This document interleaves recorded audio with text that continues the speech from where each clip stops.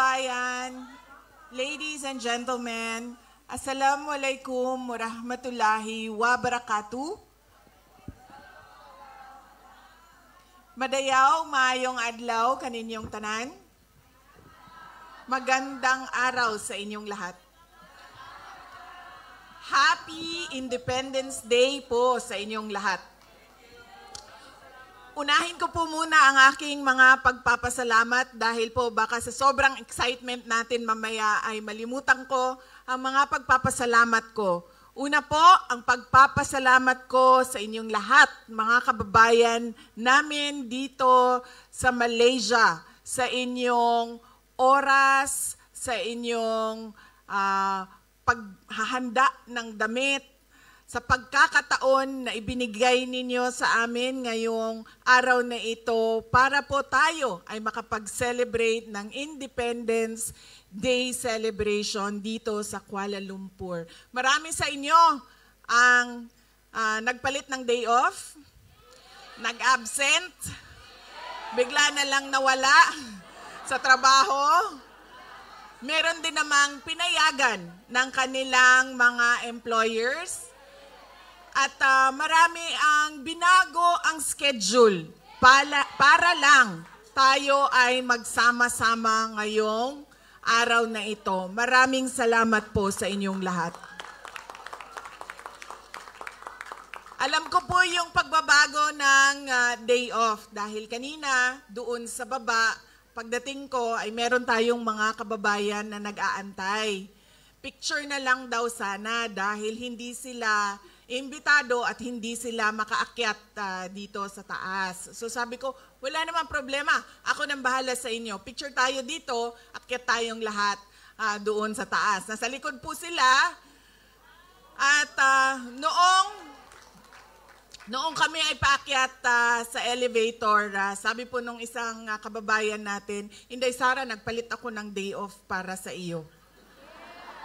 Kaya po, una po talaga ang aking pagpapasalamat sa inyong lahat dahil nandito kayo. Pangalawang pagpapasalamat po ay para po sa Maisog, Kuala Lumpur at sa Kingdom of Jesus Christ. Dahil po tinulungan nila kami, ang Office of the Vice President, na ma-organize po ang ating pagtitipon ngayong hapon na ito. Maraming salamat sa inyo. Sigurado ako marami sa inyo ang wala pang tulog dahil sa paghahanda ng ating celebration ngayong araw na ito. Ang susunod na pagpapasalamat ko ay sa mga kasamahan ko po sa Office of the Vice President. Maliit lang po ang team namin, pero sila po yung kausap ng ating mga local organizers. Unang-una na po si Jaira. Jaira, led by Jaira. Hindi ko na pangalanan ng iba. Maraming salamat. Si Jaira din po, walang tulog. Galing pa yan sa Hague hanggang papunta sa Kuala Lumpur. Siya po yung kausap lagi ng mga parallel groups natin, ng mga OFWs natin at mga local organizers natin para mabuo po yung mga programa sa iba't ibang lugar sa mundo. Maraming salamat sa mga kasamahan ko. Ang susunod po na pagpapasalamat ay sa akin pong mga kasamahan. Una na po si Senator Amy Marcos, Senator Robin Padilla, si Attorney J.V. Hinlo, si Dr. Marites Richard Mata, at si Attorney Jimmy Bondok. At kasama niya po ang atin pong nagdadalang tao. Congratulations, Attorney Isabel. Alam niyo po, magtataka kayo, tapos na naman ang kampanya. Totoo yun. Pero bakit nandito si Attorney Hinlo, si Attorney Bondok, si Dr. Mata? Kasi po, para sa akin, at alam kong totoo, nanalo po sila sa eleksyon nung nakaraan. Nakausap ko po IT experts na nagsasabi hindi talaga pwede na totoo yung mga numero na lumabas. Hindi po ako IT expert, kaya sinabihan ko po ang PDP. Sabi ko, kayo ang partido. Questionin nyo kung paano ginawa ang proseso ng bilangan. Karanasan ko po noong 2022, una ko pong nalaman na baka manalo ako bilang Vice President dahil una pong lumabas ang absentee voting, ang OFW vote. Nakita ko po doon ang panalo ko. Ganun po ang nangyari sa kanila. Panalo po sila sa OFW vote, sa absentee voting. Lahat ng makadaupang kamay ko, lahat ng mayakap ko, lahat ng mahalikan ko, sinasabi ko, dalhin nyo ang kodigo, vote straight tayo, 10 ang ating senators. Kaya po, naniniwala talaga ako, sila ay ating mga senators. Kaya nagpapasalamat din na po ako sa oras nila. Sariling gastos po yan sila lahat dito. Sinasabi po namin sa kanila, imbitado kayo sa Malaysia, pero wala po kaming panlibre sa inyo. Kaya gumastos kayo ng sarili ninyong pera. At alam nyo, sa totoo lang, dahil wala kaming sponsor sa aming pagkain, kanina si Senator Amy at ako, nag-uusap kami, paano yung libre sa dinner sa mga bisita natin. Sabi niya, wala nang problema, fish head curry lang naman yan, ako na magbabayad yan.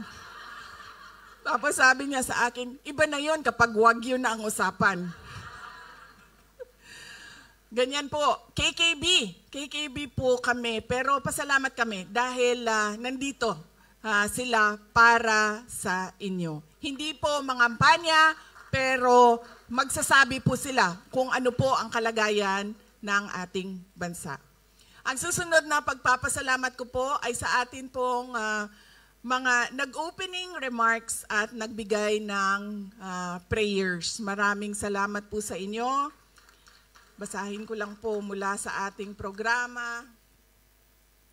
Si Ma'am Elizabeth Domingo de Guzman at si Rosela Vedua Orbeta. Maraming salamat. Alam niyo po kanina, naramdaman ko na Filipino event to kasi kumakanta na kayo at meron ng video okay sa harap Doon ko na medyo kinabahan na ako. Sabi ko, patay na ito. Kantahan na talaga ito. Tapos, kumanta na si Attorney Jimmy Bondok. Sabi ko, patay na to. Gumano na ako kay Senator Amy. Anong handa mo? Sabi niya, wala. Sabi ko, ako din naghanda ng kanta. Nung kumanta si Robin, sabi ko, wag na tayo kumanta, wag na.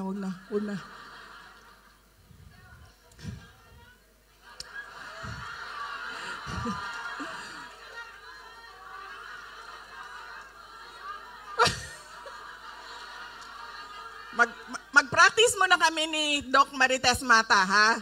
Tapos babalikan namin kayo mamaya. Kabisaduhin ko muna yung kanyang moves. Kaya po, tapos naramdaman ko po yung init ng inyong pag-welcome ba? Yung init ng inyong pagtanggap sa amin dito. Maraming salamat. Thank you, ma'am. Kinabahan ako sa inyong kanta talaga kanina. Sabi ko, patay, wala akong handa. Noong po kinakanta yung You Raise Me Up, ito po ay alam nating lahat, kanta ni dating Pangulong Rodrigo Duterte. At lagi ko po yung naririnig. Sa sasakyan niya, sa bahay niya, pinapatugtog niya yan. At alam niyo po, kanina, medyo na-touch ako sa kanta. Dahil naalala ko siya. At syempre, malayo siya sa ating lahat. At alam niyo, naalala ko din siya sa mga turo niya sa akin kanina. Dahil medyo syempre na yung damdamin ko sa kanta, Pero naalala ko, lagi, sinasabi niya sa akin noong ako ay lumalaki, bawal umiyak. Mag-isip ka lang ng solusyon, always forward, bawal umiyak. Ito, hindi ako nagpaalam kay Kitty, pero sabihin ko na sa inyo, nung isang beses na magkasama kami sa pagbisita doon sa loob ng ICC Detention Unit, sinasabihan ko na yan sila lahat bago pumasok, huwag kayo umiyak doon sa loob, huwag kayo umiyak kasi magagalit yan. Huwag kayo umiyak. Yan beses yan. Isang beses, kasama ko si Kitty, hindi nakapagpigil. Kasi siya naman ay malapit talaga kay Pangulong Duterte. In fact, hanggang ngayon, pag merong pagkakataon, ay tumatabi pa din sa tulog si Kitty sa aming tatay. So umiyak. Gumanon na ako sa kanya. Tapos, nakita siya. Siyempre, nakita siya kasi gumaganyan doon eh. Tapos, pinagalitan. Sinabihan siya, your tears won't help. So, sabi ko sa kanya,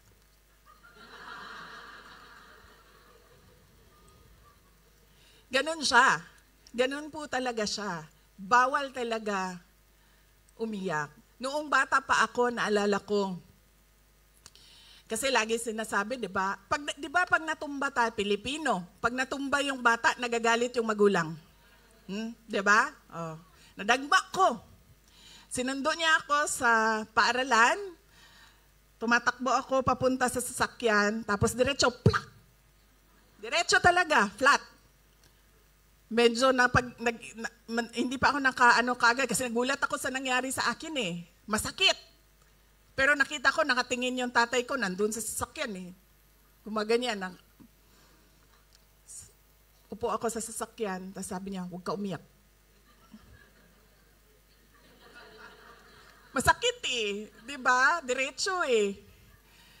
So ganon po, kahit noong nakwento ko na ito, noong nasa law school ako, iyak ako, sabi niya, hindi nakakatulong yaang iyak mo. Ang dapat mong iniisip kung ano yung solusyon sa problema. Kaya kanina, napakaganda nung kanta at naramdaman ko talaga siya dahil naalala ko yung tatay ko pero bawal umiyak. So, at alam niyo po, Attorney JV, totoo yan. Itim po ang nararamdaman nating lahat ngayon, kung ano yung nangyayari sa bayan natin. Kaso po, nung binasa ko yung program, nakalagay po doon, my best dress contest. Sabi ko doon sa mga kasama ko, kasi nahuli na dumating yung mga kasama ko eh. Nung nabasa ko yung program na may best dress, sabi ko, pakisabi, dalhan ako ng Filipiniana. Kasi sasali ako sa best dress contest, di ba? Siyempre. Sali ako sa programa na ito. Pero, nung pagpasok ni Robin Padilla, nakita ko yung kanyang barong, sabi ko, aba, napakaganda ng pagkasukat, pagkatahi. Yung sa akin, medyo maluwang-luwang pa. Sabi ko, wala na, talo na ako sa best dress. Tapos, nung pumasok si Senator Amy, natanggap ko na po na hindi ako ang best dressed. Sabi ko sa kanya kanina, sabi ko, ang ganda ng green mo. Sabi ko, sa akin na yan. Binigay naman niya sa akin. Gusto ko yan dahil see-through, parang pang Ivana Alawi. Kitang-kita dito, no? Pero, kanina, nung nakatayo si Attorney Jimmy Bondoc dito sa harap, Attorney JV, naisip ko na siya na lang ang ating i-best dressed sa table namin. Kasi nagpagawa siya ng barong para sa oath-taking niya.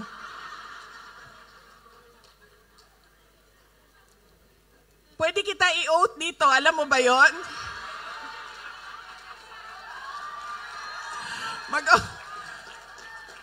Pwede ko i-administer yung oath mo.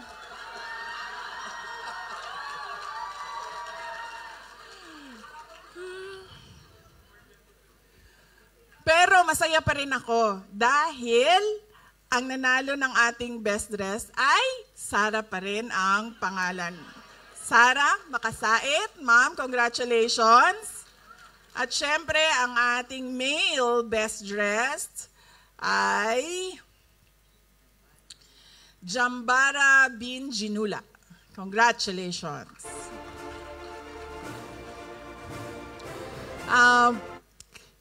Doc Marites, bahala na si Batman, diba? Sabihin ko sa'yo, wala nang mas Pilipino pa sa akin. Kanina, si Jaira, yung atin pong lead organizer galing sa Office of the Vice President, 1:34 na. Nasa hotel pa ako. 1:30 ang magsisimula yung program natin, di ba? 1:34 na, nasa hotel pa ako. Sabi ko sa kanya, Jaira, sabi ko, gusto nyo ba na magsimula na kayo? Kasi ang usapan natin, 1:30. Hahabol na lang ako. Sabi ni Jaira, hindi. Kasi gusto ng mga kasama natin, mga kababayan natin, kasama kanila na kumanta ng Lupang Hinirang. So sabi ko, okay. Pero sabihin mo sa kanila, traffic.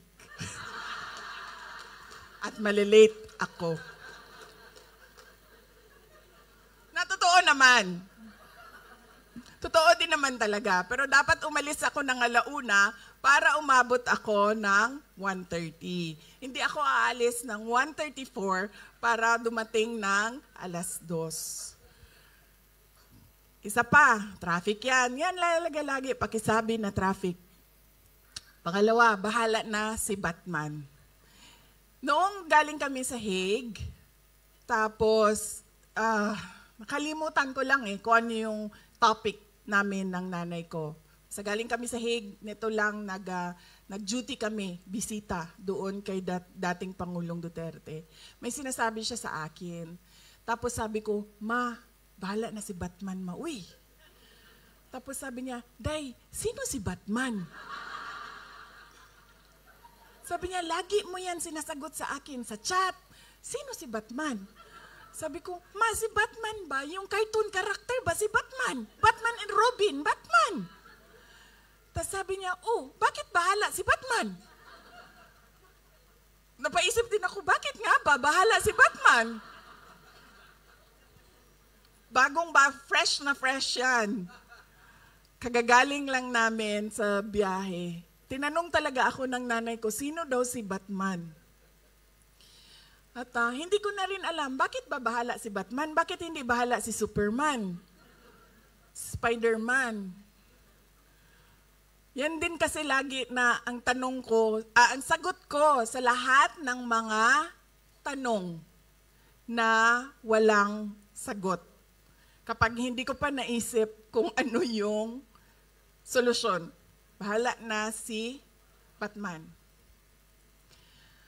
Kahapon, alam niyo po, galing kaming Hague. Nakita niyo po yung mga lakad namin doon dahil nagpapalit-palit po kami ng pamilya para panigurado na meron pong pamilya na andoon, nagbabantay kay dating Pangulong Duterte. So palit-palit po kami lagi.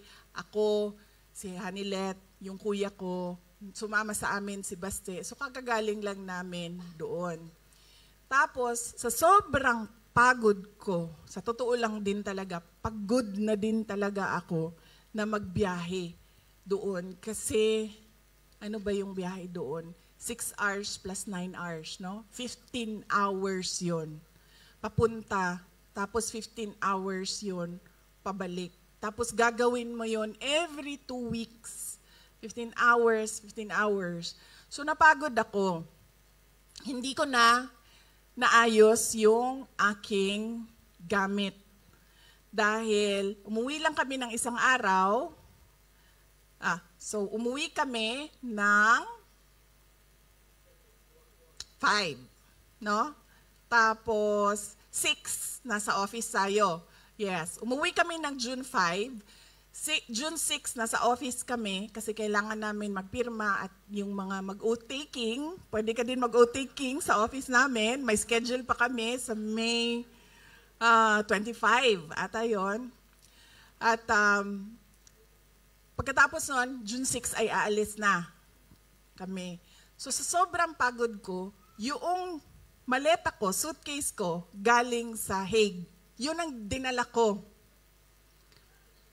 papunta sa biyahe namin. Galing kaming Vietnam. Sinama ko po yung anak ko at kami lang dalawa at nagbiyahe kami ng Vietnam. So yung dala ko, yun ay galing sa Hague. At nakakatawa dahil yung mga pasalubong na dapat maiwan sa Pilipinas ay nandito po siya sa Malaysia.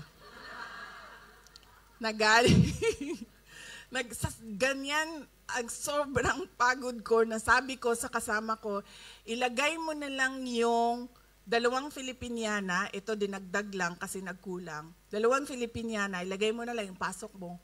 Tapos, padala mo na yan. Yan na yung check-in. So kahapon, naubusan na ako ng damit. Tapos, sabi ko sa laundry, sabi nila 24 hours pa daw. So hindi mabalik kaagad dito sa hotel. So sabi ko sa anak ko, punta tayo ng mall kasi kailangan ko bumili ng t-shirt. Dahil kailangan ko ng pangpalit. No? Yung pantulog, okay lang yun, paulit-ulit eh. Kahit nung nagsimula siya nung May 24, pabalik-balik siya. Okay lang yun. Pero yung sa panlakad, eh, kailangan talaga fresh. No? So, sabi ko sa kanya, bili tayo ng t-shirt. Kain tayo, tapos bili tayo ng t-shirt. So naglalakad kami sa mall, sa pavilion. Naglalakad kami doon. Tapos sabi ko sa kanya, naglalakad kami, sabi ko, alam mo, ang ganda ng Kuala Lumpur. Sabi ko sa kanya, ang daming laman ng kanilang mall, madaming stocks yung kanilang, hindi ka napipilitan na ito na lang bibilhin ko kasi ito lang yung nandoon. Marami kang choices. Napakaganda ng mall, tapos maayos. Tapos sabi ko sa anak ko, maganda to. Sabi niya, oo nga ma. Sabi niya, dalhin natin yung 2 niya daw kapatid.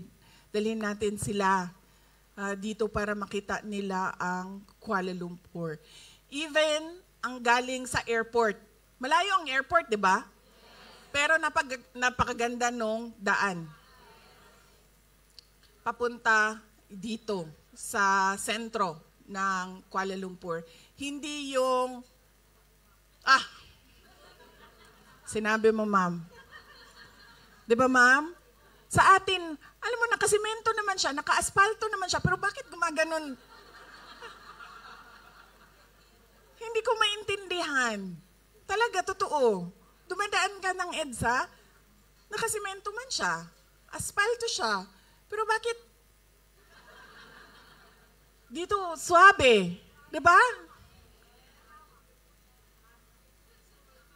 So, yun yung nakita namin na dapat kaparte ng programa natin sa Independence Day. Yung mga best practices sa ibang bansa na kayong lahat nakita ninyo. Dahil tumira, nagtrabaho, 20 years, 15 years, 10 years kayo sa ibang bansa at nakita ninyo kung ano yung mga pinakamaganda na ginawa nila para sa kanilang bansa na gusto natin makita sa ating bayan. Na ngayon ay pangarap pa lang, pag-uusapan natin, pero sa susunod dapat nakita natin, naramdaman natin, at maipamana natin sa mga anak natin. Hindi yung kung ano yung 1990s, ay ganun pa rin ang ibigay natin sa ating mga anak. Kaya po napakahalaga ng celebration natin ng Independence Day. Dahil ito ay celebration ng ating kalayaan, pagpapasalamat sa ating mga ninuno, pero ito din ay pagkilala ng ating mga problema bilang bayan, at ito din ay panahon para tayo ay makapagbigay ng ating mga pangarap para sa ating pinakamamahal na bayan. Isang maisog na pagbati. Intro pa lang po yun. Ito po yung totoo na speech. Ito po yung totoo na speech. Kailangan ko po gawin ito kanina, si Senator Amy, sabi ko sa kanya, huwag mo ako kasapin kasi hindi pa tapos yung speech ko. Ginagawa ko siya. Tapos habang kumakanta si Jimmy Bondok, gumaganon-ganon ako, pero edit ako ng speech. Habang kumakanta si Robin Padilla, sabi ko, Jaira, pasa mo sa akin yung ano. Tapos sabi ni Senator Amy, Papa, bakit parang seryoso yung speech mo? Bakit, siniseryoso mo yan? Sabi ko, trabaho ko kasi. Trabaho ko ang magbigay ng mensahe para sa inyong lahat.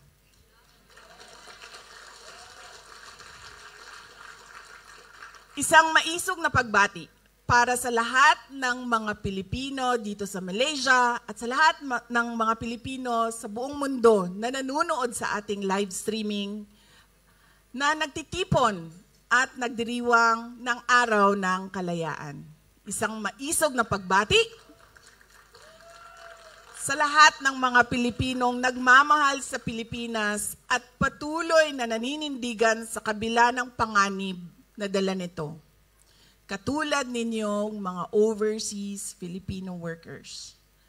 Matapang ninyong hinaharap ang mga panganib at hirap sa ibang bansa para lang mabigyan ninyo ng komportableng buhay ang inyong mga pamilya sa Pilipinas.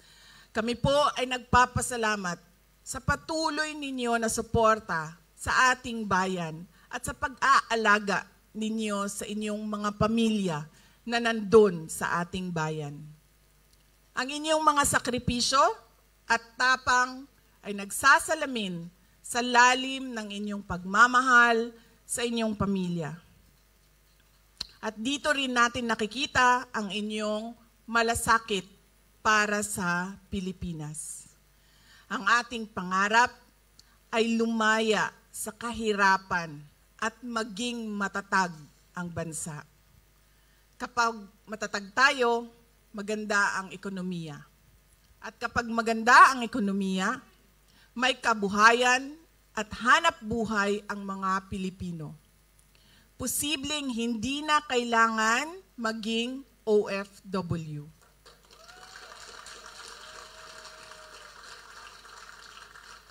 Aalis lang po tayo sa ating bansa, hindi dahil sa pangangailangan, kundi dahil sa kagustuhan. Sa ating pagdiriwang ng Araw ng Kalayaan, tandaan natin ang mga sakripisyo ng ating mga bayani na dahil sa kanilang pagmamahal sa Pilipinas ay walang takot na itinaya ang kanilang buhay at lumaban. Paalala rin ang araw na ito na ang kalayaan ay makakamtan lamang natin kung tayo ay tunay na nagkakaisa. Dahil sa ating pagkakaisa ay nagkakaroon tayo ng lakas, ng determinasyon, ng tapang, ng kaisog. Gayunpaman, sa ating pagkakaisa ay nalalantad ang mga interes na salungat sa interes ng mga Pilipino. Nabubunyag ang tunay na kulay at nalalantad ang kanilang pagbabalat kayo. Gamit ang dahas at hiram na kapangyarihan ay papahirapan nila tayo. Ang dinaranas ngayon ni Pangulong Rodrigo Duterte ay konkretong halimbawa nito. Alam niyo po, meron na po akong mga nakilala sa iba't ibang bansa dahil sa trabaho ko, mga dayuhan. Dahil sa trabaho ko bilang isang Vice President at dating Education Minister. At sa mga nakausap ko, lahat sila nagsabi, it is unthinkable for a government to surrender its citizen to a foreign power. Yan ang eksaktong sinabi sa akin ng isa sa mga nakausap ko. Tapos, lingo-lingo siya, pero sa Pilipinas, napakadali na ibigay ninyo ang inyong former head of state. Kaya ako man ay, kahit hindi anak, kahit sabihin na lang natin, karaniwang mamamayan, nahihiya ako sa ginawa natin sa ating dating Pangulo.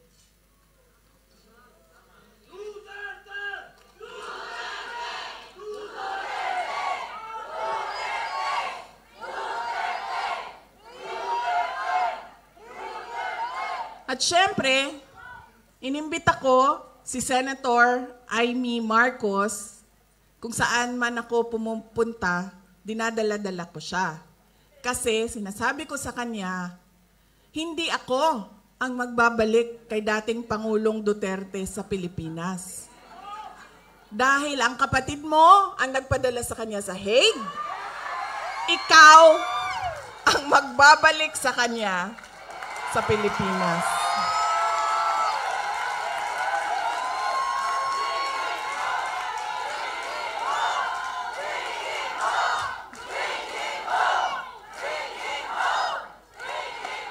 Diba? Ako ba din naghatod sa iyaha dito? Dili man? Diba? O, di iyahang igsuon man, di ikaw ang magbalik ana dito sa mua sa Davao. Oh. Kaya dala-dala ko yan siya lagi, kahit saan ako pumunta. Kasi alam nyo, bakit? Kahit saan din ako pumunta, lahat ng Pilipino nagsasabi, iuwi mo sa akin. Sinasabihan ako, kahit nung bata sa kampanya namin sa Manila, maliit na bata na pagbaba ko sa stage, mukha siyang mga 8-9 years old. Sabi niya sa akin, ibalik mo si Tatay Digong. Ha? Bakit ako? Ikaw! Diba? Kaya dala-dala ko yan siya. Kahit saan. Para siyang naka-hostage. Bibitawan ko lang yan siya kapag si dating Pangulong Duterte ay nabalik na sa Davao City.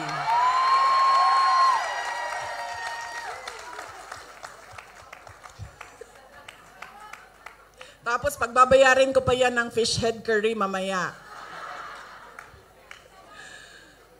Tulad kay Pangulong Duterte, dahil sa kanyang patuloy na pagmamahal at malasakit sa ating bayan, ay itinuring siyang kalaban ng mga taong lasing sa kapangyarihan. Patunay din ito ng ating karanasan na nagpapakita na ang pagmamalasakit at paglilingkod sa bayan ay banta sa interes ng iilan lamang. To them, we are a hindrance, an obstruction to the path of their personal ambition, an enemy they must eliminate to clear their way. Napanood niyo ba yung speech ni Senator Amy doon sa Senado? Yun po ang kabuuhan ng explanation ng sinasabi ko. Hindi ko po napanood, pero panoorin niyo. Marami ang nagsabi sa akin na naipaliwanag niya ng maayos kung ano ba yung nangyayari sa impeachment na ginagawa. The attacks are cowardly, yet openly disingenuous and arrogant, absence of basic human decency and respect for the rule of law, typical of people drunk in power. Pero nananatili tayong nakatayo dahil ang ipinaglalaban natin ay tama at totoo. We remain strong, steadfast, and grounded in truth, integrity, and faith in the hand of God that will move in ways we cannot comprehend at this point. Justice bends to the truth, and we are ever more resolute in our fight for the Philippines. Kalayaan, kinabukasan, yung ating KKK,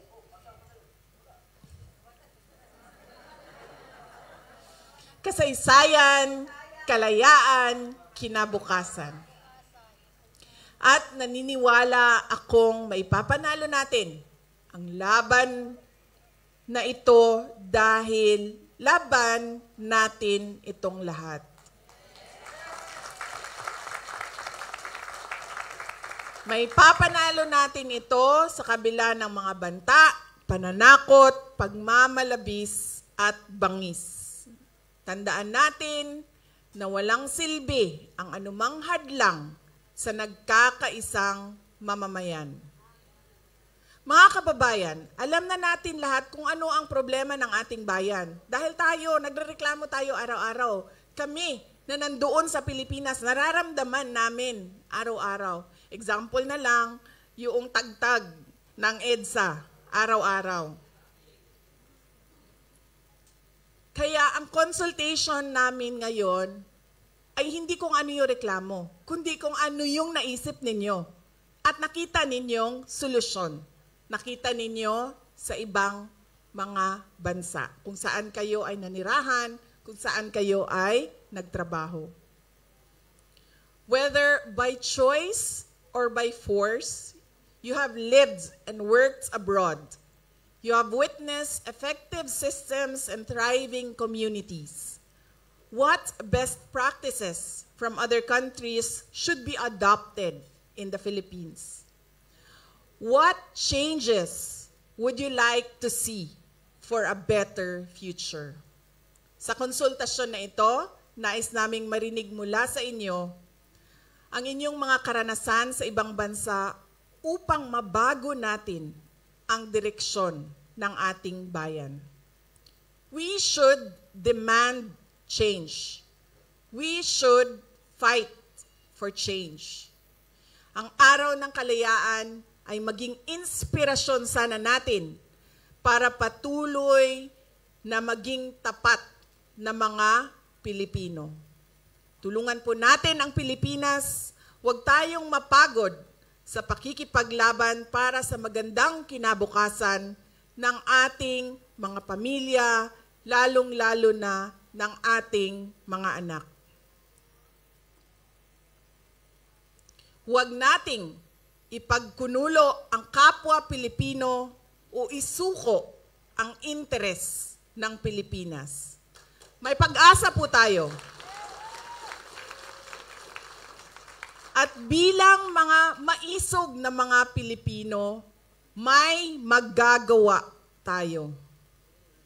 Mga kababayan, sa ating patuloy na pagkakaisa ay hindi tayo mabubuwal. Hindi tayo matutumba. Hindi tayo mapapabagsak. Maligayang araw ng kalayaan, Pilipinas.